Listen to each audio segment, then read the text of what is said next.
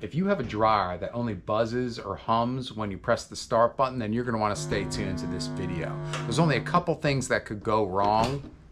And in this case, it was this little spring. So something as simple as this little spring could cause your dryer to break down. But we're gonna break it down step by step. We're gonna show you how to diagnose it and fix this problem. So stay tuned for the video. My name is Mark. My business is Appliance Repair, and we are in South Florida, licensed and insured to fix your home appliances. Get out and get some, people. It's a beautiful day. Today we're working on an LG Tromm Dryer. The model number is right here. You can see we already have the lid off. It's just 3 screws, really simple. First, we're looking for anything stuck in here. Now we're gonna unplug it to make sure we don't get electrocuted. Always unplug the machine. We're gonna give the barrel a couple turns, make sure nothing is stuck on there, and then we're gonna make sure all the wires are tight to the PCB board. Now we're gonna plug it back in, and we start it, and there she blows, she's working. Good. So we know what's wrong with it, but it's going to keep happening unless we fix it. So we're going to tear this machine down. Stay tuned. So you can see here that we already have the front face off and a lot of the parts off. If you don't know how to do that, just stay tuned to the end and you can reverse engineer it when we put it back together. The first thing we're going to do is take this blower wheel housing off. It's just 2 screws. Put it aside.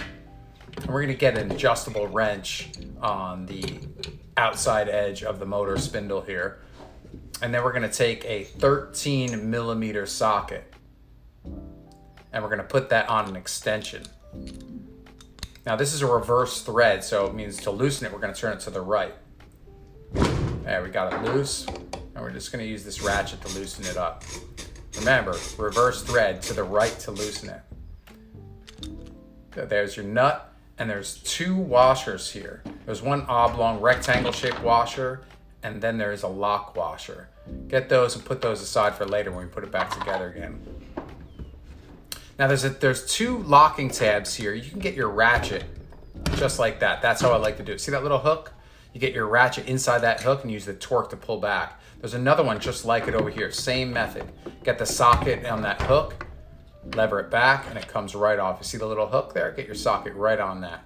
Put it aside for later. Now the wire harness here to the motor needs to be removed next. There's a little tab on it. You can get a flathead, or I just use my finger here. It comes right off. Now the motor is free and we can remove it. And let's check out where that little spring culprit came from. Right there should be a spring and there isn't one. You see there's one spring there on the other side. There should be one on either side. If you look here, there's a tab on the right, but none on the left. So there's nothing to hook the spring back onto. So that makes this whole motor garbage. So we ordered a new motor off of Amazon. There's a link down in the description down below to order it. The OEM LG motors are very expensive, but this one works just fine. Take the motor shaft and put it in this hole right here. When putting the motor back into place, it nestles into a chassis. There's 2 hemispheres. See that blue wheel? It fits right there. It fits right in, only goes one way. You put the wire harness back on, it clicks right in. Bam. See that? There's a little hole in this locking tab and it fits on a tongue.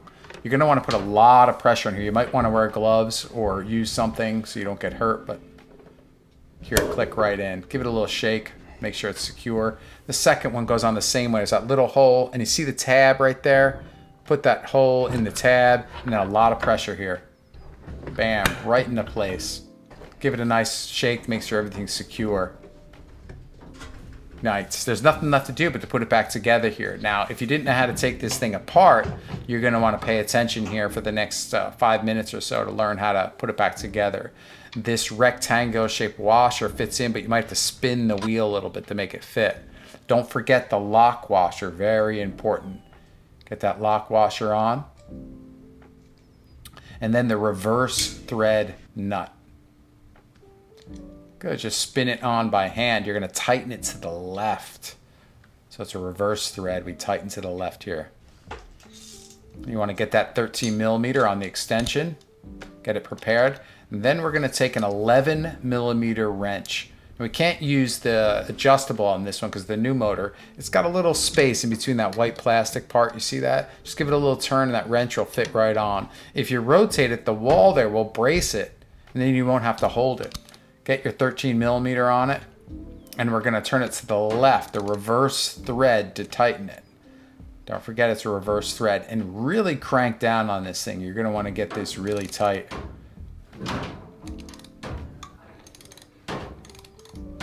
Get it real tight. Okay, when putting the drum on, you can lift it by the belt. Now there's grooves on this belt. They face towards the dryer drum. Give the belt a little wiggle, make sure it's not snagged on anything. Now you see this tensioner pulley, the white wheel? We're gonna move that to your left. It looks like it's to the right here, but when you're facing the machine, it's to the left. Get the belt around that, and then put the belt around the spindle on the end of the motor. Make sure the belt is completely on that spool there. Nice. Give the drum a few turns here, and make sure the belt is in the same position it was when you took it out.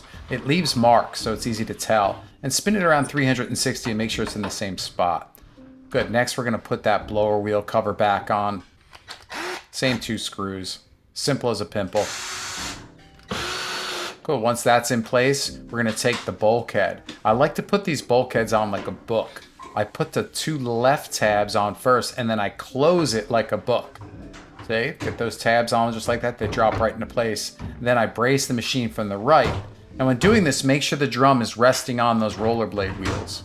It's pretty simple. Good, make sure it's all snug.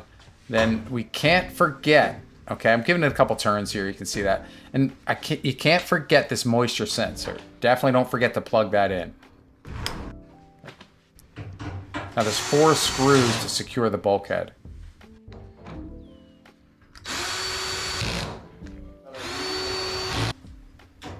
After the bulkhead's secure, we're gonna put this brace support in. Did you see that little tab there? That's for the locking harnesses.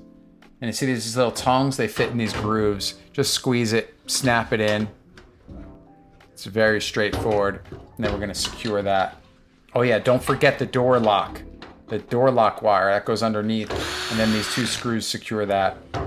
There's 2 more on top. Right here, I only put the 1 in. I'll get the other one later. But don't forget to plug in the door light switch. And down below, you see those 2 tongues? They fit in grooves on the front panel, the door panel here. When you're closing this back up, then that's where we hook up the door lock harness. Now the dryer won't start without the door lock, so get that in there.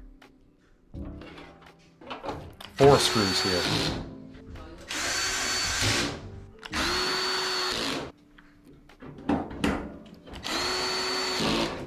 There's 2 more screws down here.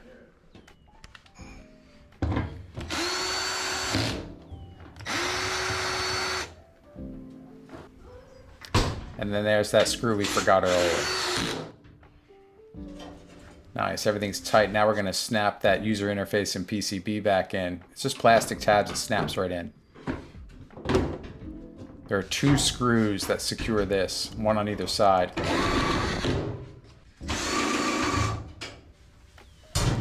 Now we're gonna come around and we're gonna connect all these wires. Just make sure they all click into place. There's a few of them, don't forget any of them, they're all important. Good, see there's that tab I was talking about. Make sure all these wires go into that tab because we have a spinning drum. You don't want any loose wires. Lastly, we're gonna put that lid back on. There's 3 screws here. This is the last screw, but stay tuned.